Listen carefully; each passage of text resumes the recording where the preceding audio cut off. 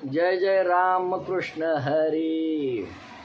नमस्कार मंडळी. पाऊले चालती पंढरीची वाट असं म्हणत म्हणत अनेक वारकरी भक्ती मंडळी, अनेक वारकरी संप्रदाय, अनेक दिंड्या पंढरीच्या दिशेने निघालेले.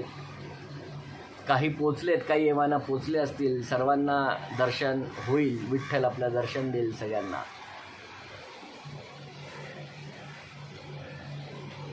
आणि आज आषाढी एकादशीचा दिवस आलाय. तर मंडळी, आजचा दिवस साधून, या दिवसाचा औचित्य साधून मी देखील 2-3 कविता विठ्ठलावरती, त्याच्या भक्त आद्य कवी श्री तुकारामवरती लिहिलेल्या आहे. त्या आज मी तुमच्या समोर सादर करतो. तुम्हाला आवडतील अशी मला अपेक्षा आहे. पहिली कविता, वारी. वारी म्हणजे काय? अनेक पांथस्थ पंढरीच्या दिशेने निघालेले आहे. मुखामध्ये हरिनामाचा गजर, डोक्यावरती तुळस, हातामध्ये टाळ किंवा मृदुंग, वीणा, आणि मुखामध्ये फक्त विठ्ठल विठ्ठल, जय हरी विठ्ठल. शेकडो लाखो लोक पंढरीच्या दिशेने नुसते पायी चाललेत. ऊन असो, वारा असो, पाऊस असो, काही जुमानत नाही. तो भक्त फक्त त्याला एक ओढ आहे, त्याला एक आस आहे की विठ्ठलाचं दर्शन घ्यायचंय, पंढरी जायचंय. तर वारी माझी पहिली कविता. वारी म्हणजे काय? तर चालत जायचं.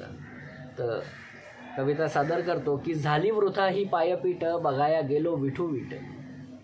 झाली वृथा ही पायपीठ, बघाया गेलो विठू विठ. आयुष्याचा एकची रंग आणि सखा माझा पांडुरंग. जाहलो मी कासावीस, जाहलो मी कासावीस, आला आषाढीचा दिस. जाहलो मी कासावीस, आला आषाढीचा दिस. पंढरीत न बाप न माई, वारीत दंग विठू रखुमाई.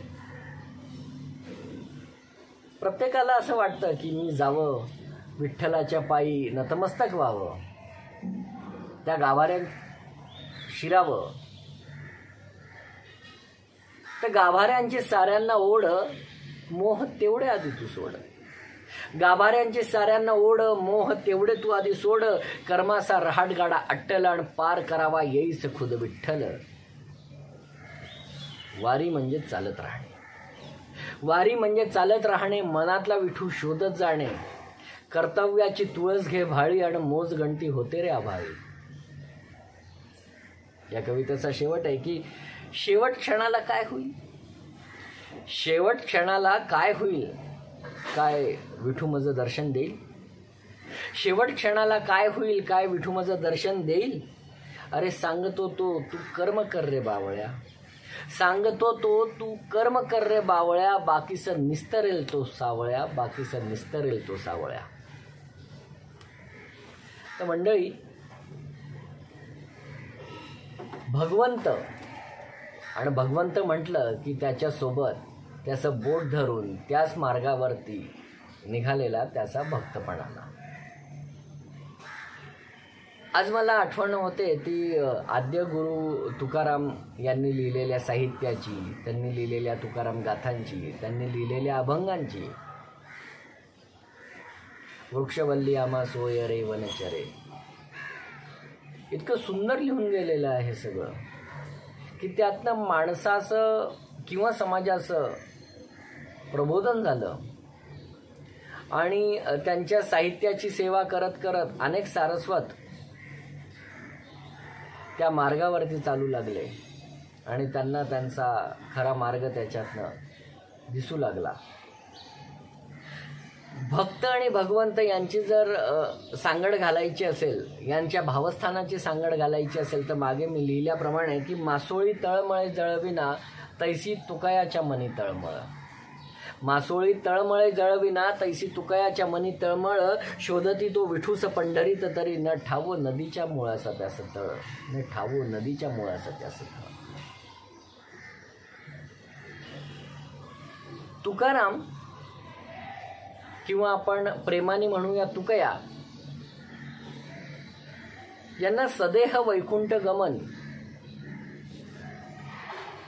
याच्यासाठी विठ्ठल भगवान स्वतः विमान घेऊन आले आणि त्यांना घेऊन गेले. पण मला एक सांगा हो मित्र, की प्रत्येकाला असं सदेह वैकुंठ गमन हे मिळतं का? त्याच्या नशिबी असतं का? तर नाहीच ना. आपल्या झोळीत काय आहे किंवा आपल्या मनाचा तळ किती आत आहे, किती खोल आहे, त्याच्यात भक्तिरस किती ओथंबून वाहतोय हे देखील विठ्ठल तपासतो ना. आपली झोळी तपासल्या विना तो आपल्या परडीमध्ये सदेह वैकुंठ गमन इतकं सुंदर असं दान तो कधीच घालत नाही. तर तुकारामांच्या एकूण आयुष्याचा पट काय आहे किंवा सदेह वैकुंठ गमन जेव्हा त्यांना झालं त्यावेळेस त्यांची किंवा इतरांची भक्त मंडळींची भावना काय आहे ती मी या कवितेमध्ये मांडली आहे. ती अशी की देहूतून तो सदैही वैकुंठी गेला, सर्वांनी फक्त राम राम वेचला. तुकाराम जेव्हा निघाले विठ्ठल वैकुंठी जायला तेव्हा त्यांनी हेच म्हटलं ना, आम्ही जातो अमुच्या गावा, अमुचा राम राम घ्या. तर देहूतून तो सदैही वैकुंठी गेला, सर्वांनी फक्त राम राम वेचला. आम्ही बाहेरील जगात गुंतलो आणि त्यांनी अंतरंगातला श्याम वेचला. त्याने प्रेमे ओविले विठ्ठलाला इतक्या शब्दांच्या रत्नापरी, त्याने प्रेमे ओविले विठ्ठलाला इतक्या शब्दांच्या रत्नापरी. आम्ही अडकलो वरच्यावरी आणि तो निघून गेला सावळ्या घरी. मुळात तुकारामांनी जे लिहिलं त्या काळातल्या बुद्धिवेद जे होते किंवा तर्कवादी जी मंडळी होती त्यांनी अशी शिक्षा फरमावली की त्यांची जी काही गाथा आहे किंवा त्यांचं जे साहित्य आहे ते नदीमध्ये म्हणजे इंद्रायणीमध्ये बुडवून द्यावं. पण मुळात मला एक सांगा मित्र, की कुठलंही साहित्य किंवा कुठलाही लिहिलेला प्रकार हे नदीमध्ये बुडवलं की तो संपतो का तिथे? अरे उलट तो तिथून अजरामर होतो. त्यांनी लिहिलेलं जे साहित्य आहे, त्यांनी लिहिलेली गाथा आहे, त्यांनी लिहिलेले अभंग आहे ते आजही अजरामर आहे. याचं कारण त्यांनी फक्त लिहून मर्यादित न ठेवता त्यांनी समाज प्रबोधन केलं. लोकांचं आयुष्य किती सोपं, सरळ आणि भक्तिरसाने चिंब न्हालेलं असावं हे त्यांनी लोकांना पटवून दिलं. सत्य काय आणि असत्य काय हे त्यांनी लोकांसमोर मांडलं. लोकांनी काय घ्यायचं हे लोकांवरती ठेवलं त्यांनी. आणि म्हणून जे शब्द भिजले भक्तिरसात ते अभंग तरती पाण्यावरी, जे शब्द भिजले भक्तिरसात ते अभंग तरती पाण्यावरी. हेवा तुझ्या अक्षरांचा आम्हास अजरामर झाले ती इंद्रायणी परी. आणि शेवटी असं आहे की घ्यावया तुला ते विमान आले, घ्यावया तुला ते विमान आले, कामी शेवटी तुझे इमान आले. शब्दांचे तोरणे ऐसे सजले दारी की तुला न्यावया खुद्द श्री भगवान आले, तुला न्यावया खुद्द श्री भगवान आले. ज्यावेळेसपासून मी लिहू लागलो मंडळी त्यावेळेसपासून आद्यकवी तुकाराम या व्यक्तिरेखेबद्दल माझ्या मनात कायम एक गूढ आहे. आयुष्यातल्या सगळ्या सुख दुःख माया मोह मत्सर या षड्रिपूंबद्दल आपण म्हणतो, या षड्रिपूंबद्दल तुकारामांनी फार लिलया लिहिलेलं आहे. आणि त्यांची एक एक ओळ खरोखर एक मोठं तत्व मांडणारी आहे. तर माझ्या मनामध्ये काही प्रश्न निर्माण झाले. ते प्रश्न मी तुकारामांना या माझ्या शेवटच्या सादरीकरणामध्ये मी सादर करतोय. या कवितेमार्फत मी विचारायचा प्रयत्न करतो. कधीतरी मला त्यांची प्रश्नांची उत्तरं मिळतील ही आशा माझ्या मनात आजही आहे, ही उमेद आजही आहे. कधीतरी मला तुकाराम यांची उत्तरं देतील. तर प्रेमाने आपण तुकया म्हणतो आपल्या तुकारामांना. तर असं आहे की तुकया काही शब्द उधार दे, तुकया काही शब्द उधार दे, माझ्याही लेखणीला धार दे आणि स्वतःचेच डोळे उघडतील असा तू भक्तीचा व्यवहार दे. तुकया विठ्ठलाची खूण सांग, तू काय विठ्ठलाची खूण सांग, तुझे आयुष्यभर फेडील पांग. तू कया विठ्ठलाची खूण सांग, तुझे आयुष्यभर फेडील पांग. तुझ्या वाटेवर तू चालला पुढे आणि मागे पसुरे मग अमुची रांग. तू कया आतला संवाद कोणता, तू कया आतला संवाद कोणता, आपुल्यासा आतला वाद कोणता. भावनेची खूण पटावी इतुका, अचूका असा अनुवाद कोणता. तू कया कर्तव्याची कास काय, तू कया कर्तव्याची कास काय. इथल्या जीवनाची आस काय, जयावरीनं नाव त्या सावळ्यांचे, अशा कामाचे ते श्वास काय. तू कया गाथा का नाही बुडली, तू कया गाथा का नाही बुडली आणि मुंगी आकाशी कशी उडली. कोणती गुपिते आहे जेरबंद, कोणती रहस्य त्यामागे दडली. तू कया अक्षरांची साध काय, मिळवावी कुणाची दाद काय. तू काय अक्षरांची साध काय, मिळवावी कुणाची दाद काय. मागसी न्याय कोणत्या महाली, साळ सुदांची इथे फिर्याद काय.